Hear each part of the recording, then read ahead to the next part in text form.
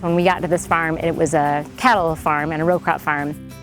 And our current pack shed was housing cattle. So we had a lot of changes to make to that building.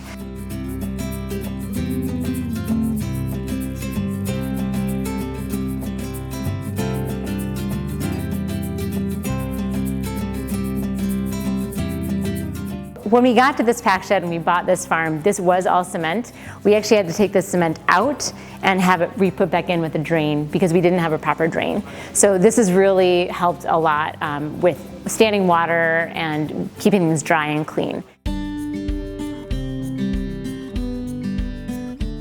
The pack shed had all wood walls, like hip walls, and so we added a metal wall behind. We've kept our water lines high with PEX tubing, just easier to keep spray areas off the ground.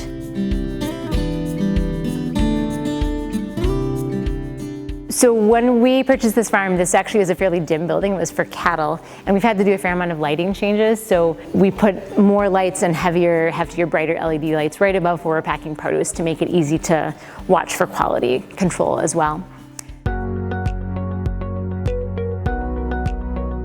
So one thing we found really useful in the pack shed, especially that we have cement floors, is putting things on carts.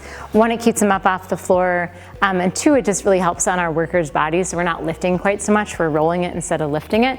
And we have various carts at different heights for different things. So nice to have a higher cart like this one for people to be pulling produce off of spray tables or out of wash tubs and not having to bend over too far.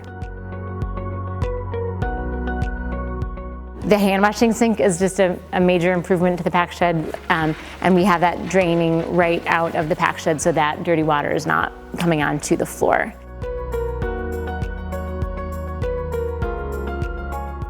We keep mostly our dirty crops outside here, so things like bunched root crops that are coming in with more soil, carrots that we have to send through the barrel washer, beets, any of those root crops.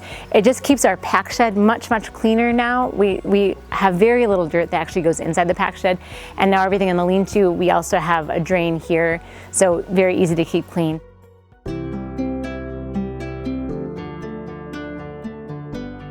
When we first moved to this farm, the rafters were open and we had tons of swallows trying to nest up here, which is a real problem with bird poop.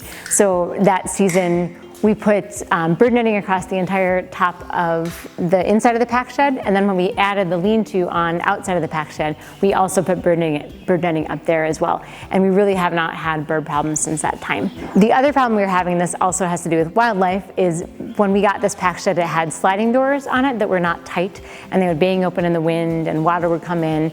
And we wrote a grant to help offset the cost of this door. So now instead of having a sliding door, we have an overhead door that can open and close really easily, and it's got a nice tight seal. That really does help with rodents as well, so we don't have mice sneaking around the corners or squirrels getting in and sneaking around the corners. And mouse traps. So you can see there's a live trap on the floor. We have 3 of these spread throughout the pack shed, and we're checking those on a regular basis as well. So the major changes were in our pack shed, but also in our fields. We put up a 22-acre deer fence, which was a game changer for our farm because we were having a lot of deer pressure, and that's really also ramped up our food safety. We're in quite a haven for deer, so having that taken care of has been a huge ease off of our minds as well.